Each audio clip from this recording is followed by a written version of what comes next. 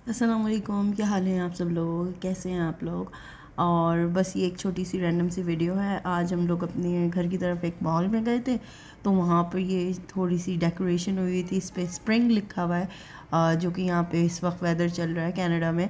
तो वहाँ पर अलाइज़ा इसको देख के तो बहुत ज़्यादा खुश, अल्फ़ाबेट्स बोल रही हैं SP, और मतलब बहुत खुश हो रही थी।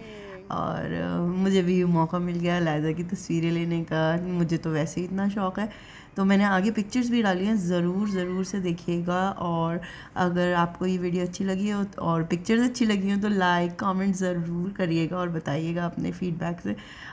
मुझे अच्छा लगता है आप लोग इस तरीके से हमारी वीडियोस में इन्वॉल्व होते हैं और हमें अपना सपोर्ट दिखाते हैं। बस अब वीडियो का इख्तिताम है और इंशाल्लाह फिर आप लोगों से किसी और वीडियो पर किसी और जगह पे फिर मुलाकात होगी।